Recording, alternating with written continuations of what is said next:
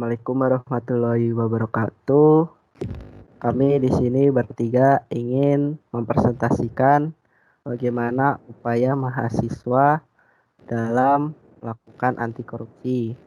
Di sini kami bertiga beranggotakan saya sendiri Fajar Budi Sulistyo dengan NIM 171800076. Selanjutnya Dengan saya Jeremia Ramardapat Haryanja dengan NIM 17180082. Selanjutnya Dan saya Alernanda Novisma Putra Kasela dengan NIM 17180099. baik, presentasi akan saya mulai. Yang pertama, apa sih korupsi itu?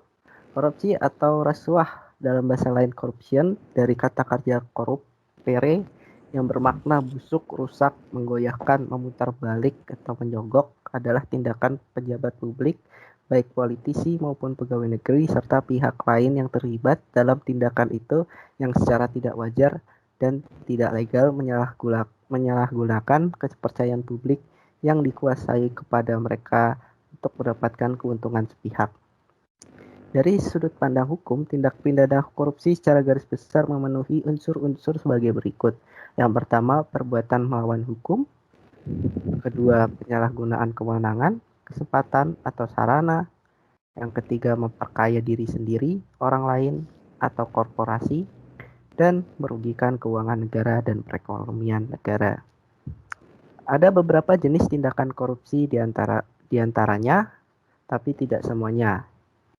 Yaitu salah satunya itu memberi atau menerima hadiah atau janji yang dalam kutip adalah penyuapan. Lalu ada penggelapan dalam jabatan, pemerasan dalam jabatan, ikut serta dalam pengadaan dalam kutip bagian pegawai negeri atau penyelenggaraan negara, dan menerima gratifikasi. Dalam artian luas, korupsi atau korupsi politis ini adalah penyalahgunaan jabatan resmi untuk keuntungan pribadi. Semua bentuk pemerintahan rentan terhadap korupsi. Dan beratnya korupsi itu berbeda-beda. Dari yang paling ringan dalam bentuk penggunaan atau pengaruh dalam dukungan untuk memberikan dan menerima pertolongan sampai dengan korupsi berat yaitu sebagai korupsi berat yaitu yang diresmikan dan sebagainya.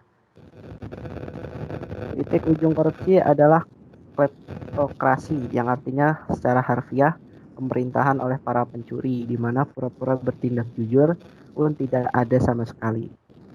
Korupsi yang muncul di bidang politik dan birokrasi bisa berbentuk sepele atau berat, terorganisasi atau tidak, walaupun korupsi sering memudahkan kegiatan kriminal seperti penjualan narkotika, pencucian uang, dan prostitusi. Korupsi itu sendiri tidak terbatas dalam hal-hal ini aja. Banyak hal-hal lain yang bisa dilakukan untuk tindakan korupsi ini. Baik, selanjutnya, kenapa sih korupsi marak terjadi di Indonesia? Baiklah, selanjutnya saya akan menjelaskan kenapa korupsi marak terjadi di Indonesia. Menurut kelompok kami, korupsi itu dapat terjadi di Indonesia dan menjadi tradisi karena begitu banyak celah untuk korupsi tersebut. Karena sistem pemerintahan Indonesia yang tidak tertata dengan rapi, sehingga dapat disalahgunakan oleh oknum-oknum penjabat. Dengan adanya sistem pemerintahan yang tidak baik, maka korupsi dapat dengan gampang dilakukan. Sebagai contoh, bagaimana sistem yang buruk dapat berpengaruh ke tingkat korupsi yang tinggi.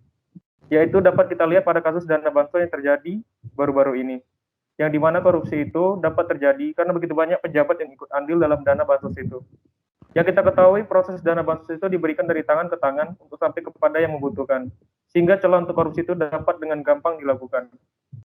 Dan kurangnya transparansi oleh negara yang menyebabkan korupsi itu dengan gampang dilakukan oleh para oknum pejabat.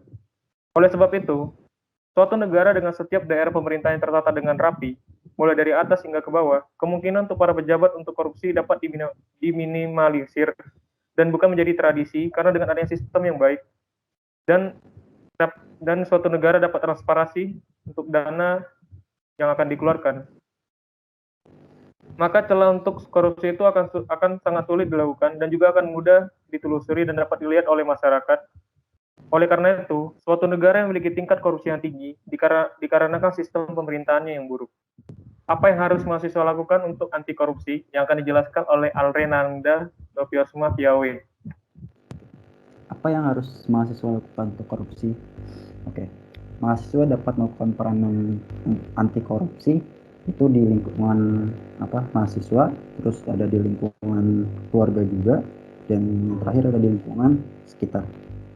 Di lingkungan kampus itu sendiri, mahasiswa harus disiplin menghadiri kuliah, jujur dalam UAS ataupun UTS, terus kerjasama dalam tugas kelompok, kemudian patuh terhadap aturan-aturan kampus, dan lain-lain.